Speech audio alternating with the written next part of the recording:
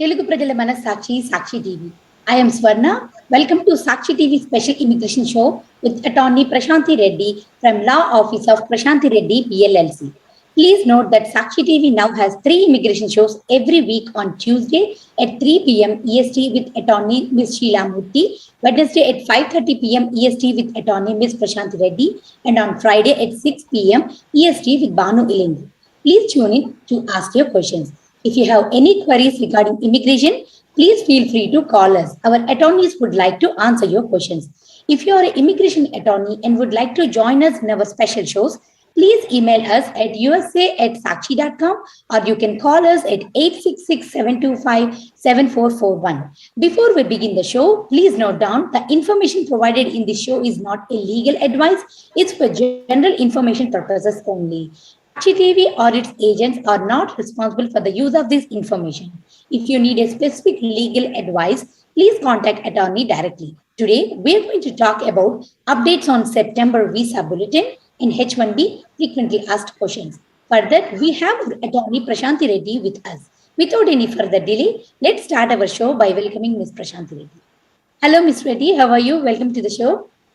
I'm good. How are you, Swarna? I'm good, thank you. Can you please provide information on your law offices, practice areas, and your experiences, please? Yes, as I say every week, the name of my firm is Law Offices of Prashanthi Reddy. I have 20 plus years of experience. I do immigration, business, family, and if you need to reach me, you can go to my website, reddyesq.com. Awesome. So, viewers, if you have any questions and would like to reach out Ms. Reddy directly, you can call her at 212-354-1010, extension is 107, or you can email her at prashanthi@reddysq.com. So, Ms. Reddy, these are some of the frequently asked questions. So, I'm currently on 9th year extension of H1B. Is there any possibility to shift a different company? If yes, what is the procedure? So, today's topic, we're going to cover frequently asked questions on H1B, and we're also going to look into what the visa bulletin is for this month. So let's start off with the visa bulletin, Swarna. The visa bulletin for September just came out, so it is a hot topic, so we should start with that. This month they're going to be using final action dates as they usually do for the visa bulletin, so they're not going to be using dates for filing.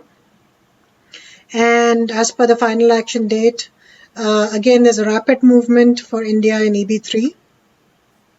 So EB3 has moved to January 1, 2014, and that's a movement of 6 months, from July 2013 to January 2014.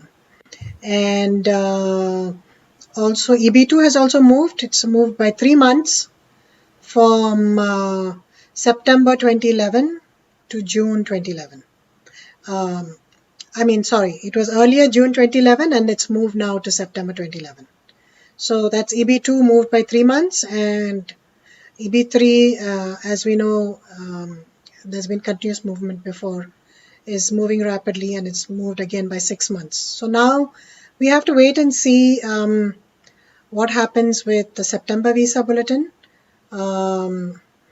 So we know what happens with the September visa bulletin. We have to wait and see what happens in September for the October visa bulletin. And that's a big something that is going to be highly anticipated. Because in October, that's when the new fiscal year starts, and usually they move it to dates for filing. So the dates for filing should be the dates that we use for that visa bulletin, and let's hope that in September we get news about October that dates for filing will be used, and we're hoping that EB3 will progress even further for dates of filing, and we're able to file a lot more cases. So folks, watch out for next month's update on the visa bulletin.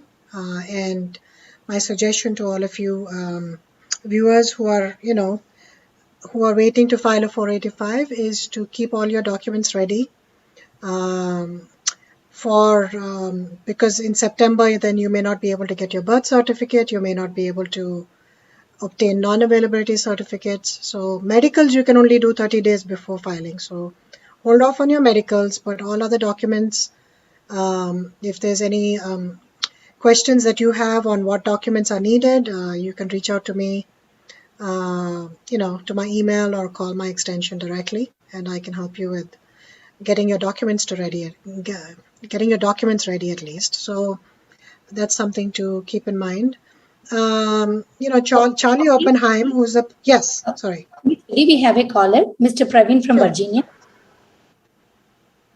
Hello. Hello, Mr. Praveen. Hello. Yeah. Hi. I have a question regarding filing. Last October, my priority is 2011 June 15th.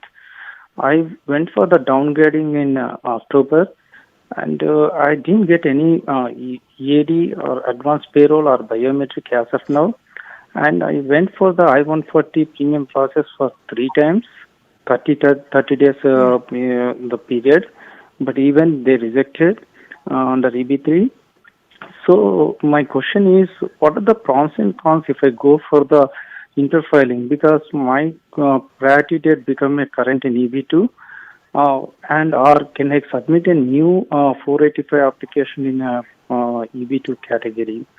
Is there any option for the interfiling? Will it take a more time if I go for the interfiling under EB2, or using the current I-140, or can I submit a new 485 application under EB2?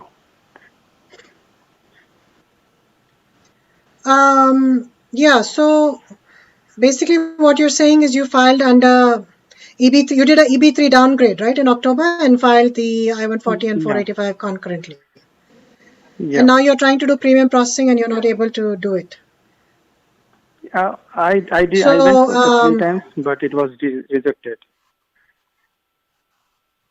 Right, I know. And we've had issues with some cases also where we have filed 2 times, 3 times, and each time it gets rejected. And some cases get accepted. So it seems to be, that USCIS is not treating all cases equally. It depends really on where they have housed the original labor. Sometimes they send it for storage and they're not able to retrieve it quickly enough to do premium processing.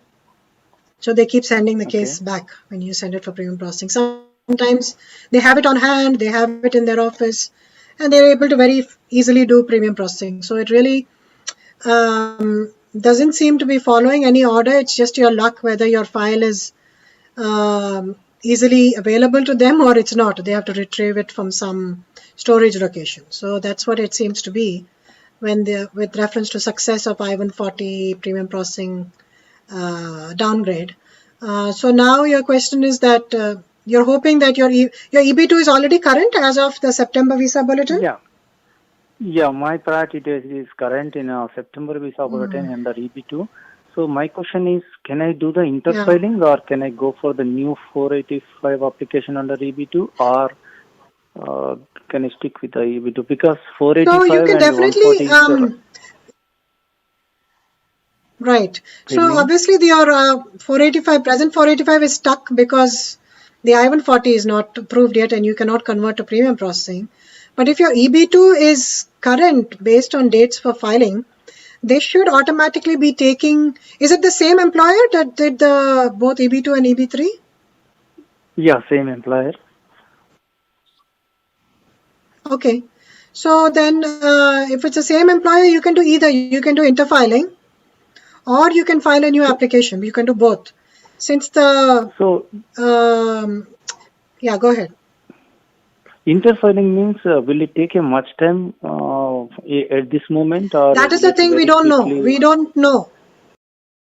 Yeah, we don't know how long it will take. Nobody knows. And there is no process for doing it. You have to open a service request and you have to ask to speak to an officer and you have to give them your I-140 EB2, receipt, and upload that on your service request that you have an I-140 approval for EB2 and you wish to interfile. That's definitely one way of doing it. You can also refile your 485. No one can stop you from refiling. They will only approve one 485. Obviously, they will process the 485 with the current date first. Okay. Which would be your EB2 485. So if you don't mind spending the money, I would try.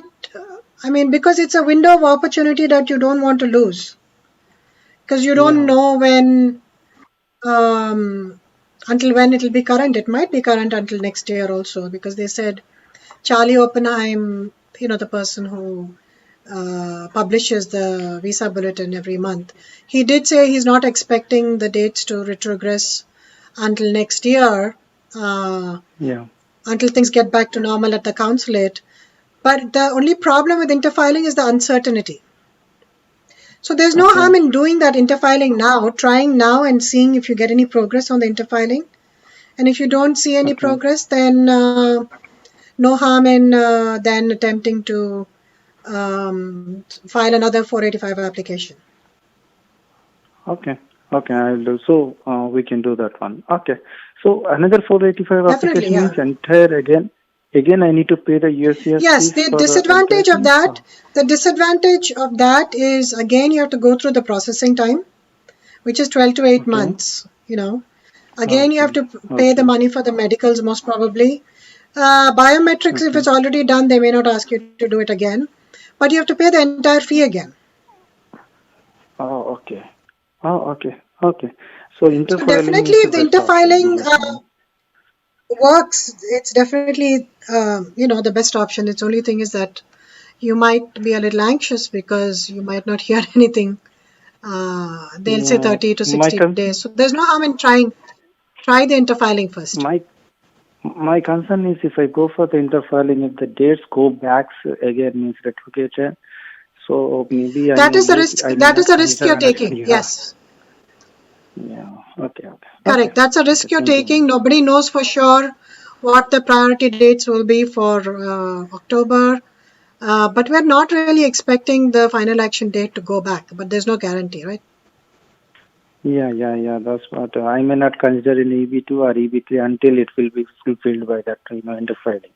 So that is the only concern. Right. Okay. Thank you, ma'am. Thanks for your advice. You're welcome. Awesome. So, Ms. Reddy, do you want to continue about the bulletin, or should we ask the frequently asked questions? So the visa bulletin, as I was saying, EB2 moved by 3 months, EB3 has moved by 6 months, and as per the predictions, whatever were the dates for filing in October of last year, they're expecting by this October that those dates will become the final action dates. So very important what I just said. Whatever the dates for filing were in October of last year, they're expecting those dates to move to final action this October. That's what they've been continuously saying, and we've been seeing that movement. So something to at least some idea as to what to expect. And we're also hoping that dates for filing also will move, especially for EB3. So let's see what happens. But that is the update for and as I said, again, we're not expecting retrogression of final action date. The dates for filing will retrogress in the sense that they will not allow you to use the dates for filing. I think October they will, but after that, we're not sure for how many months they'll keep it open. Usually they keep it open until March, but like last year they only had it open for October and November, so only 2 months. They kept it open, and after that, December again, they started using final action dates. So it's difficult to predict how many days they will allow you to use the dates for filing calendar. But the final action dates we expect will remain current and move forward to a certain extent for the rest of this year and perhaps even the first half of next year. That's what we've been hearing. So those are the predictions on the visa bulletin, um, which a lot of you are waiting for anxiously. I think that's it. Now we can go to the H1 questions. I think Swarna, you were asking that if someone is on a 9th-year extension, that means they've completed their 6 years. You're allowed 6 years on your H1. So if someone is on their 9th-year extension, is it possible to shift to a different company, that is, file a transfer? And what is the procedure to do that? That's what I think, right? That's what you were Yes. asking? Yeah, that's true. So, right. So, yeah, I mean, you can file a transfer or an extension if you are if you're over 6 years, provided three things happen. One of three things happen. One is that you have an I-140 approved. The approval of the I-140 allows you automatically an extension of 3-year increments perpetually. There's no end to it, so you can continuously be on a H1 until you get the green card. Also, same thing with the I-140 example. Even if the I-140 is not approved, if your labor has been filed, or the labor and I-140 has been filed or pending for the last 365 days, then you can get an extension of 1 year. You can keep getting extensions of 1 year as long as your labor or I-140 has been pending for 365 days. So that's only a 1 year extension though. So that's one way of getting an extension beyond 6 years or filing a transfer. And another way is if you were outside the country for more than a year, then you can actually come back. This would be consular processing, could be a new employer or the same employer. You could come back using a fresh 6 years on your H1. So the stay outside for 1 year could trigger a fresh 6 years period on your H1. Also, you could use time that you have spent outside the country in the last 6 years. So you must have gone on vacation, or maybe you went on extended vacation in the last 6 years. So all that time, it could be 6 months, it could be 1 year, whatever that time is. You can recapture that time and file an extension just for that recaptured time. So that's another way of getting an extension beyond 6 years. Now, specifically with reference to a transfer, that means shift to a different company, there's no reason why you can't do that. Even if your I-140 is approved by company A, you can use that I-140 to file an extension beyond 6 years. So in this example, the person is on the 9th year and wants to file a transfer to another company, and he has an I-140 approved from company A but is shifting to company B. So they can file that transfer to company B, even if the I-140 is withdrawn by the employer, as long as the I-140 was not revoked by USCIS for some kind of a fraud. So that is the only exception where you cannot use a withdrawn I-140. In any other instance, even if it's withdrawn or if it's active, even if it's with a different company, you can use it for the purposes of filing extensions beyond 6 years. Okay. Miss Reddy, if a person is like after 6 years of H1B period, if they are not eligible to get the extension, what are their options? Like, can they switch to F1 or some other status? Yes, they can do that. In many instances, people don't take care of their status, or maybe their plans change. They had no intention of staying here and they were intending to return after 6 years, but then their plans changed and they want to stay back. But whatever the reason is, obviously one thing is to plan properly so that you start your green card process in the first term of your H1 or as soon as possible, and not delay on that, because USCIS is unpredictable and the processing times are sometimes it's beyond our control. So the earlier you start, if you plan to stay here beyond 6 years, the earlier you start your green card process, the better for you, and you have more stability that way. And also your priority date is retained, so you're in the window, so there's no reason not to start as soon as you can. So but if you don't, such as in this example, this person didn't start, and is finding themselves in a predicament because their 6 years have expired and now they don't know what to do. In such a situation, what you can do is perhaps you could switch to an F1 or change of status to a H4 or to some other status, and then file your labor, and then after the approval of the labor, file the I-140. Once the I-140 is approved, then you can switch back to H1 status, file a change of status again back to H1. That's possible. Or you can leave the country for that period of time that it takes for the labor and I-140 to get approved. And once the I-140 is approved, you can come back on a H1 and you're cap exempt because you're using the I-140 to come in. You're not asking for a fresh 6 years based on 1 year stay outside the country. In that situation, you're not cap exempt. But in this situation where you're not asking for a fresh 6 years, but you're asking for continuance on your H1 based on the I-140 approval, you can come back. It's cap exempt.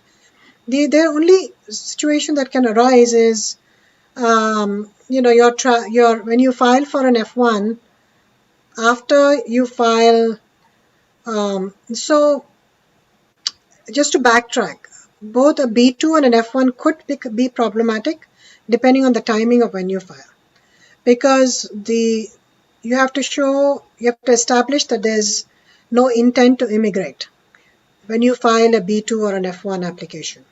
And by filing an I-140 application, that's a clear intent to immigrate. But of course, the I-140 is not yet approved, so maybe that intent is not yet established, and it's still possible to file. Filing a labor is not an intent to immigrate. That is very clear. So perhaps at the time of filing the labor, you should switch then to an F1 or a B2. But remember, you cannot travel on an F1 or B2 once the I-140 is filed, and you cannot file for an extension of your F1, or extension of B2, or change of school on the F1, or anything to do with USCIS if you're on an F1, like applying for OPT. Anything becomes a problem because now you have the intent to immigrate. So there is a question in the I-539 whether you have filed an I-140, and if you answer yes, then that case gets denied. So timing is everything as to when you file that change of status. So take a consultation from your attorney and talk to them as to when that switch should happen. But it's possible to change status and then take care of your green card processing and then switch back. So viewers, if you have any questions and would like to reach out Ms. Reddy directly, you can reach out her at 212-354-1010, extension is 107, or you can email her at prashanthi@reddysq.com. So, Ms. Reddy, is it possible for an H-1B visa holder to start a firm in the US along with a citizen and then transfer their H-1 to that company? Right. So we have a lot of entrepreneurial spirit among the Indian community. So a lot of people want to start their own business while they're still on a H1, and some people do. But it's not possible to file, number one, a H1 from your own company. You cannot be the employer and employee at the same time. So USCIS would never approve such a petition if they know that you are an employer or you own a share in that, in that company, and that you have control over the company. So that may not be possible. But it is possible to own a company while on H1 in the sense that you can own shares in the company. You can be a passive investor. You cannot actually do work because then that becomes work, and it becomes unauthorized work. On a H1, you're only supposed to work for the employer that filed your H1, where you have the approval. So unauthorized work is not allowed, and that's what would happen if you worked for the company. But there's no reason why you can't be a shareholder in the company. But you'd have to be a passive shareholder, and then you'd have to have maybe another partner who has a more flexible immigration employment status, either a H4 EAD or green card holder or some other kind of EAD person, where his immigration status is not based on that particular employer, and his employment, they allow more open employment. So you can have a partnership with such a person, and then possibly get the benefits of that business by deriving profits via your shares. That's definitely a possibility, but be careful about how it looks. If your profits that you're getting are so high that it's more than your salary, they're going to question where this additional income came from. And then they're going to question what your contribution is to the company. For example, for an IT consulting company, it's not like you're investing any money in it. So therefore, why did someone give you a share? And why are they continuing to give you a share when you're not doing anything there?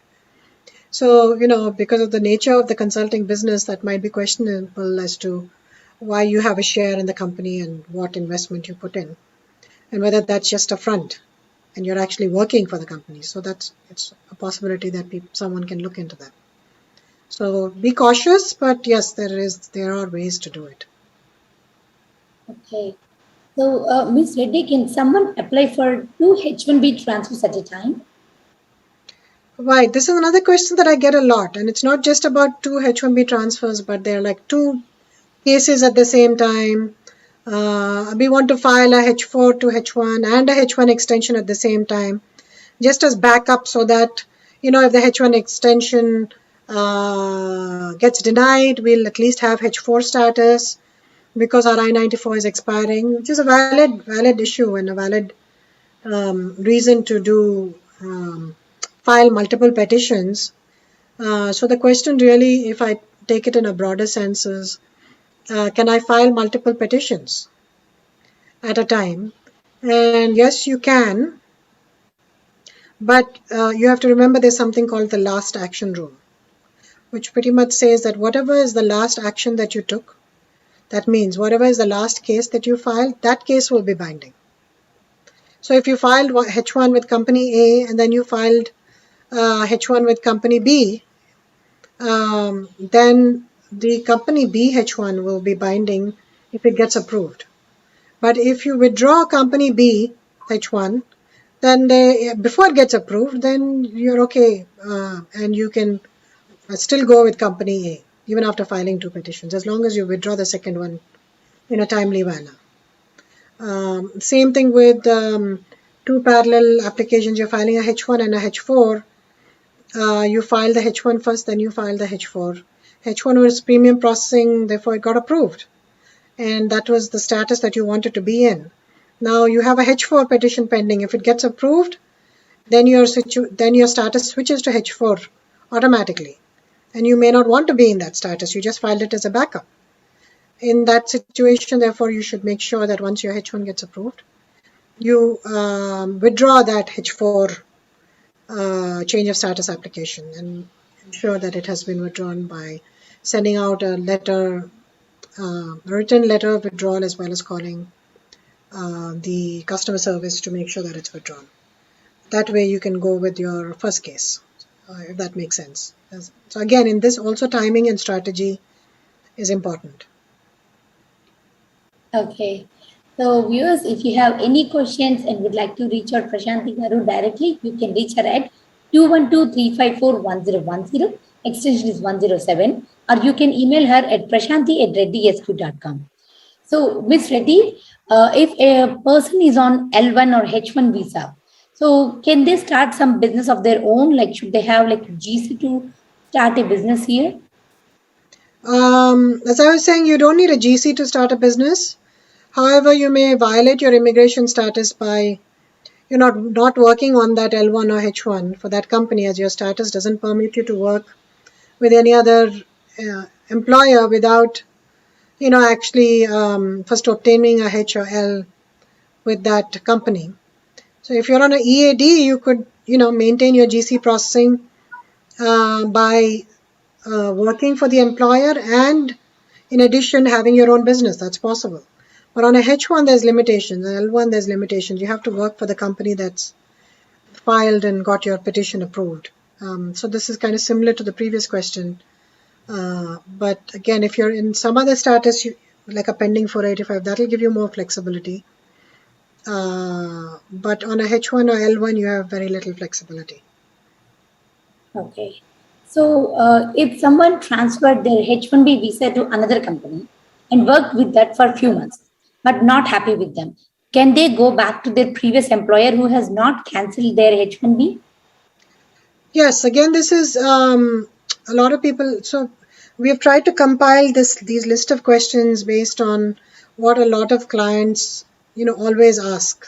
These are the, typical questions that clients always ask, and, may not be possible to get a straight answer even if you Google it or by some other means. So, so this question is important.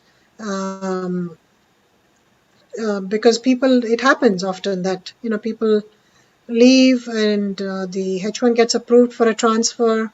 So the case, strictly by rule, the case gets approved. So you have requested for a transfer. The transfer is approved. So your status automatically changes as of the date of the approval. But everything is not written in stone. There's some gray areas, and this is one of them.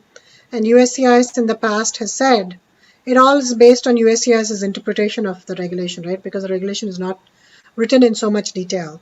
So USCIS has confirmed in the past that if it's the H1 has not been withdrawn, then yes, you can go back to the previous employer. Despite that last action rule that we talked about for the previous question, there are some exceptions, and this is one of them. If your status was not cancelled, then it is possible to go back to the previous employer. But I would use this with caution. Okay. So, viewers, if you have any more questions and would like to reach out Prashanthi directly, you can reach her at 212-354-1010. Extension is 107, or you can send an email to her at prashanthi@reddysq.com. So, Ms. Reddy, if someone is trying to or like planning to transfer their H1B visa to J1 visa, will they get 6 more years of H1B after expiration of J1 visa? Right. So that rule only applies. So the rule that I think the person is thinking about is the 1-year rule. So if the person stays out of the country for 1 year, then they get a fresh 6 years on their H1. But that doesn't apply to people who change status. You have to actually leave the country and then come back on a new H1 in order to get that fresh 6 years period. And also we have to remember then that you're no longer cap exempt. Then you'll be subject to the cap, so you'll only be able to come back and get that the new lifeline of 6 years if you get selected in the cap. So also if you're on a J1, there might be other things involved. A J1 has some restrictions. They have country. You might have to return to your home country for 2 years on a J1, depending on what type of J1 you get. So the change of status may anyway not be possible. Again, depending on the J1. So that's something to think about as well. Awesome. Ms. Prashanthi, we have a caller, Prakash from Nebraska. Hello, can you hear me? Hello. Hello, can you hear me? Yeah. Question. Yes, we can hear you, yeah. Prakash. Yeah. Thank you for taking my call. I have one quick question, Mrs. Prashanthi Reddy. Like, I have I-140 approved, but I changed my employer. But my last year October, I filed my 485 as a dependent through my wife, and we got EAD and AP in the month of May. And my priority date is 10 months ahead of my spouse. So let's say if I move to EAD, if I start using EAD, I don't know what's the process to use EAD, like filing an I-9 form or whatever it is. Okay? Would I be able to come back to H1 if required without going back to home country, if at all, if my company wants to start form process once again, so that in case if dates retrogress, and if I would like to file another 485 on my name, just to make sure, both our priority dates are in 2014, so they are not current in final action date right now.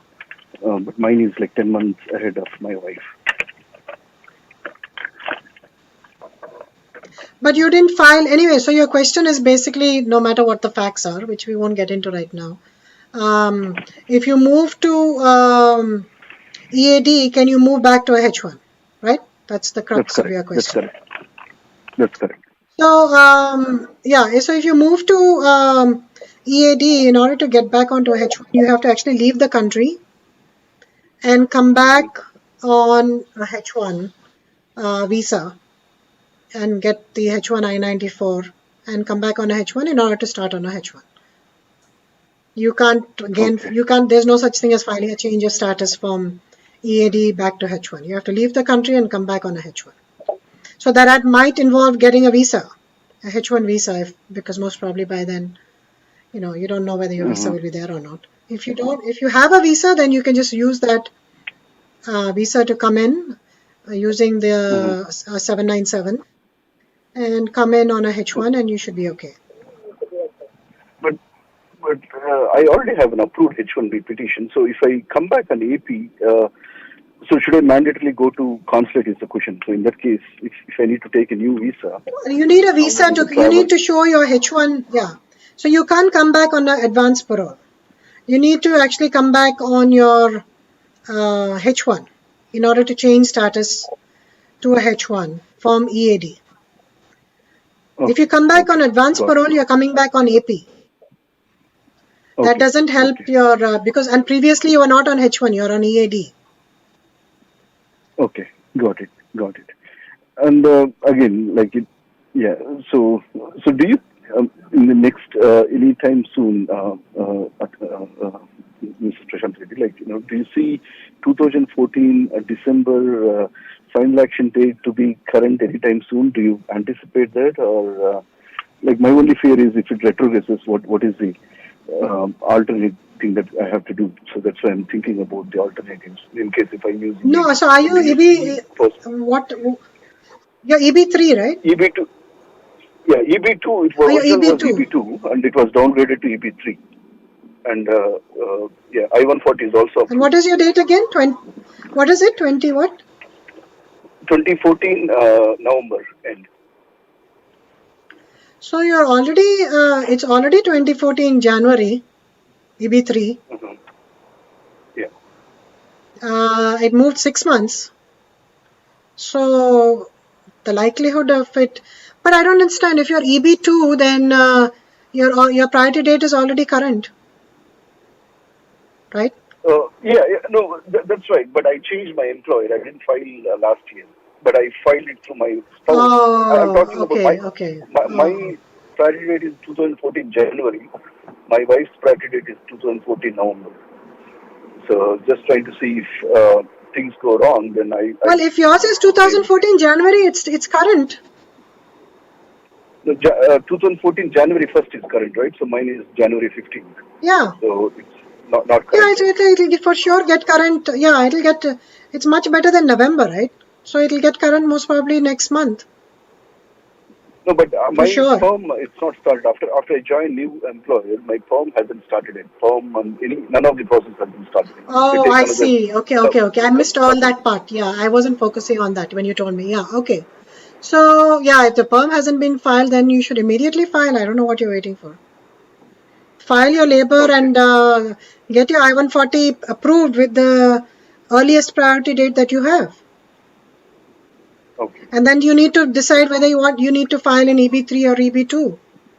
I mean, you have to obviously file in EB2 because then it's current already. Yeah, EB3 is current, not EB2, right? EB3, sorry, is current to 2014. EB2 is 2011, right? Yeah. Okay. Yeah. So then you need to file in EB3. Yeah, there's no reason not to file as soon as possible and not depend on your wife's case.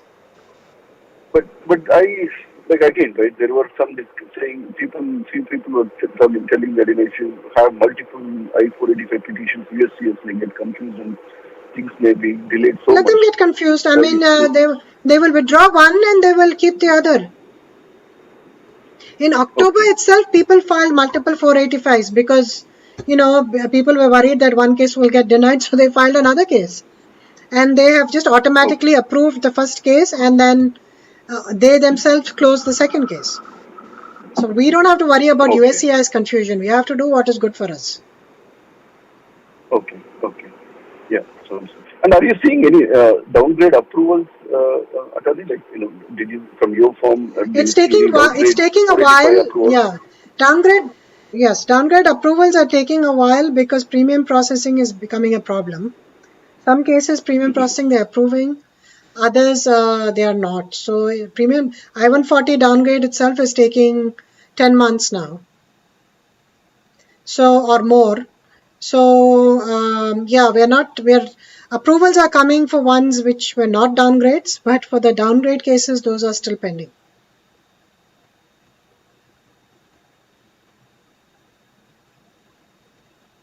Awesome. Okay. So, Ms. Reddy, can we go back to our questions? I think you're done with the caller.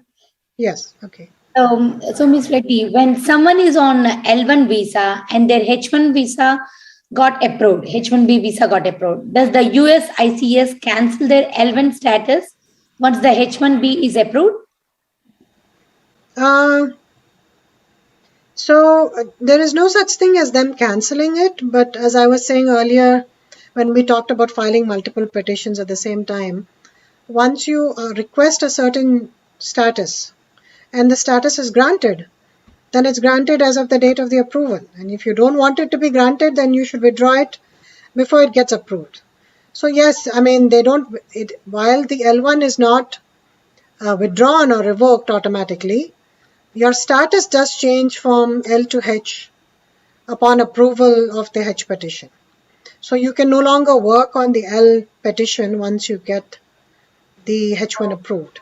And there is no exception for this, right? In the previous case, we talked about filing a H1 transfer and going back to the H1 from the previous employer.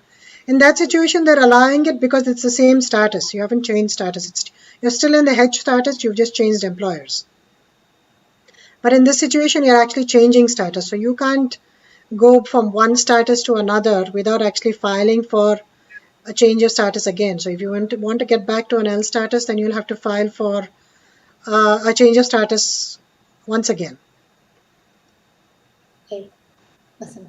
So yes, if you have any questions and would like to reach out Prashanthi directly, you can call her at 212-354-1010. Extension is 107, or you can email her at prashanthi@reddysq.com. Okay, Ms. Reddy, we have a caller, Mr. Ganesh from Seattle. Hello. Oh, Murali. Hi, Mr. Murali. Please go ahead with your question. Hi. Yeah, hi, Prashant. This is Murali from Seattle. So, when submitting the 485, right, I think our lawyers had asked us not to submit the medicals along with that. And then, so now the date is not current yet. But do you suggest us submitting the medicals beforehand without getting an RFE? Because we heard that people are getting GC without the interview nowadays. Oh yeah, absolutely. People are getting, cases are not being interviewed unless there is a need for interviewing. Even in cases where there's arrest warrants and stuff, as long as they're asking for documentary evidence pertaining to the arrest, and as long as that's fine and that matter has been taken care of, they're not really having in-person interviews. They're trying to avoid that. So yeah, you're right. You're right about that there are not many interviews. So with reference to medicals, it's unfortunate that medicals were not filed. We tried to file medicals as much as possible. Some of our clients wouldn't listen to us, but we filed applications with complete applications with medicals as well, and that has really helped our clients because they have, especially if the date becomes current, it really helps because otherwise an RFE is really putting a stop to that processing, because you have to wait for the RFE, submit the medical, then again USCIS has to process it, and then only will they request for a visa number. And so that's adding to the processing time and the anxiety of people also, because then the dates, they worry that the dates might retrogress. But if you're asking me whether you can interfile a medical when there's no RFE, that is at your risk. Can we submit the medicals beforehand? That's a risk. Before getting an RFE? Yeah, that's a risk, because you can submit. Nobody's stopping you from doing anything. But that's a risk because the medicals may not find their way to the actual file. Because you're asking, it's unsolicited mail. They're not asking you for something and you're submitting it. And usually when that happens, they throw it in the garbage usually. But if, they actually pull out your file, because your file might be somewhere else and not ready for processing. So they might not be ready to even pull out your file and put it in the file, right? It needs to get into your file. So what I'm saying is you can do it, but don't expect 100% it will get to your file. If you get an RFE again asking for the same medicals, don't be surprised. I know a lot of people are interfiling. At least if you get an RFE for something else, and at least if you get an RFE for something else and not for the medical, it makes sense to send the medical as well, because everything will go into the package, into your file. Sure. But if you're not getting an RFE at all and you're filing, it is a risk, but there's no harm in doing it, except for having to do it again. Sounds good. Yeah, thanks a lot. You're welcome. All right, that's great, Ms. Reddy. Let's get back to our questions. So when someone gets a new job recently, their employer has filed a H-1B transfer petition. Can they start legally working? So that's the good thing about H1 transfers. You don't have to wait for the actual approval. You can start working as soon as USCIS receives the petition. So it's not upon getting a receipt, because that happens later. You usually get a receipt a week or 10 days later, so you don't have to wait for the actual receipt. But you can track the package, send it by FedEx or UPS or whatever, courier service. So you can track it, and once the package has been delivered and it's confirmed by the courier facility that it's been delivered, the person can safely start working, on that transfer. But the downside to that is once they start working, and then, if the previous employer withdraws the H1, which they're supposed to do, because the employee is no longer working for them, and then unfortunately your H1 gets denied, then you will be left without status, because you cannot go back to your previous employer because the petition has been withdrawn, and you cannot stay in the country because your new petition has been denied, so you have to leave the country. So that's the risk when you file based on a transfer. Okay. Ms. Reddy, we have Mr. Ashok from New Jersey. We have a caller. Hello. Hi, Mr. Ashok. Yeah, hello, hi. Hey, hi. This is Ashok here. Namaste, Prashanthi Reddy. Hi, Ashok. Yeah, Namaste, hi, Andy. Okay, Namaste, Andy. Can I talk to you in Telugu? That's fine? Yeah. అడగండి. Yeah, okay. Yeah. ఏం లేదండి, మా అత్తగారు వచ్చారు, ఇప్పుడు మాస్తూనే ఉంటున్నారు. So తనకి ఇప్పుడు ఎక్స్టెండ్ చేపిద్దామని అనుకుంటున్నాము. తన స్టే ఆల్మోస్ట్ 6 months కంప్లీట్ గా వస్తుంది. సో ఎనీ డేస్ ముందు చేయొచ్చు, plus at the same time extension అయిన తర్వాత, so next time when she is coming back to visitors, so అప్పుడేమన్నా మళ్ళీ ఇబ్బంది అవుతుందా అని పోర్ట్ ఆఫ్ ఎంట్రీ దగ్గర. సో ఇప్పుడు మనం B2 మీద మాక్సిమం 1 year ఉండొచ్చు. సో మీరు ఆల్రెడీ తనకు 6 months స్టే ఉంటే you can extend by filing an I-539 petition for another 6 months maximum. So అట్లాంటప్పుడు ఏమవుతుందంటే మీరు the processing time for B2 extension it self is 10 months. So 6 months, most probably that 6 months will get over and she'll have to leave before getting an approval, right? So whatever the date you put on the I-539 application, dankante mundu she has to leave. So as long as she leaves before that time, then keep with you the receipt and the approval if you get an approval or whatever correspondence you get from USCIS. And next time tanu travel చేసినప్పుడు make sure that she carries that correspondence with that her. letter, In approval case letter. USCIS approval or receipt or whatever you get. Okay. So that Yeah. next time when she travels, ఒకవేళ వాళ్ళు అక్కడ CBPలో ఏమైనా అడిగితే then you can submit you can show proof if they ask. Again, don't give information when they don't ask. But if they ask, then you can show them that information that you did not overstay. You filed an extension on a timely basis. Okay. Yeah, 1 second, Andy. My wife, she just wanted to talk to you. Her name is Vijay Lakshmi. Hi, ma'am. Okay. Sorry to interrupt you. I have a quick Hi. question, actually. Hi, ma'am. Good evening. My mother actually, she's supposed to leave by next month, September 21st, ma'am. So I have spoken to few people. They said we have to apply 45 days before. But at this moment, around 33 days. Is that fine, ma'am? మేము actually weekly submission చేయబోతున్నాం online. అట్లా ఏం లేదు.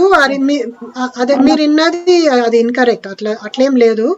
So you can file even 1 day before the expiry of her I-94 as long as the package is received by USCIS before the expiry date. Ante. Or on the expiry date. But of course, you don't want to wait. Okay. Yeah. Online file చేసుకోవచ్చు. చేసుకోవచ్చు కదండి. అంటే as long as before అంటే out of status వెళ్ళే ముందు చేసుకుంటే సరిపోతుంది. Is not mandatory 45 days ఉంటే.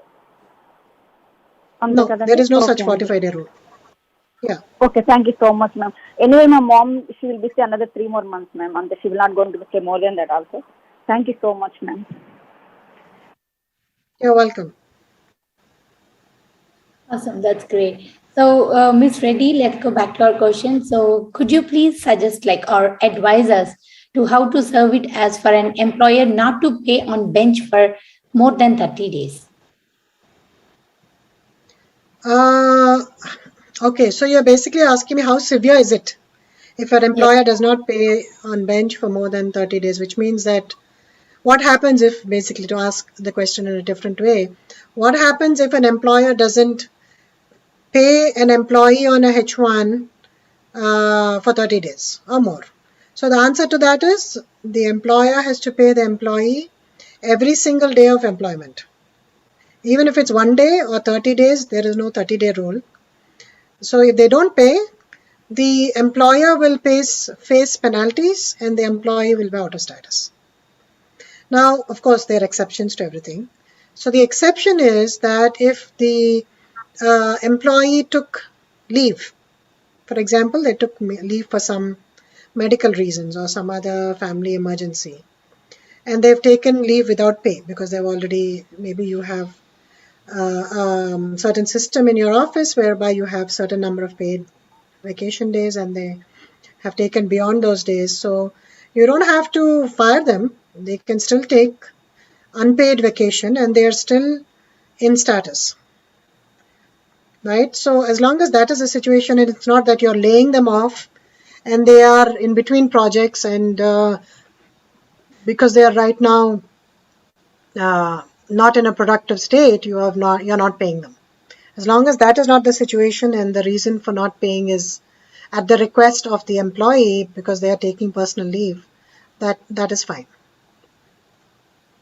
But you cannot bench them. The question is, can I bench my employee for 30 days? You cannot bench them for 1 day also. Okay. That's good to know. So, viewers, if you have any questions and would like to reach out Ms. Reddy directly, you can call her at 212-354-1010, extension is 107, or you can email her at prashanthi@reddysq.com. So, Ms. Reddy, can an H-1B visa for a brand new company with $0 revenue be approved? How much does the revenue of the company affect the GC processing? Right. So there's 2 different questions. You're asking me 2 different questions in one question. So the first question is, can a lot of prospective employers call me and ask, look, I'm just starting my business. Can I file a H1 or do I need to be in business for 1 year to file a H1? So they get confused with the L1 requirements and the H1 requirements, or someone tells them something and, a lot of misinformation spreads.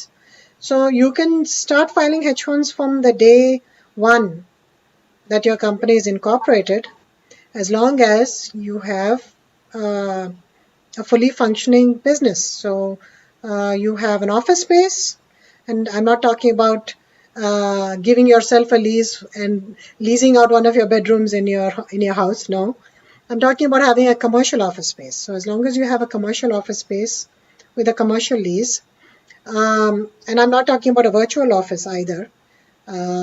USCIS actually is old-fashioned that way, and they want to look at brick and mortar offices because there are posting requirements, etc. So a physical office is required.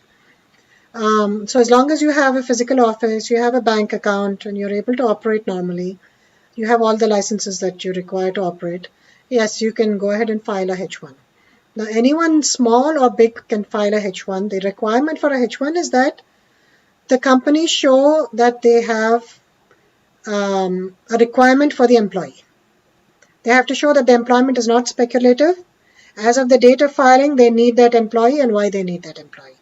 So in an IT consulting situation, they have to show that they have an actual project for that employee. So they have to show, the client letter, the PO, the contract, to show that the employment is not speculative. So yes, you can start filing on day one. With reference to the GC processing, that's a little different. In the GC processing, you have to show that, especially in the I-140 stage, which is the second stage, you have to show that you have the ability to pay your employee the prevailing wage.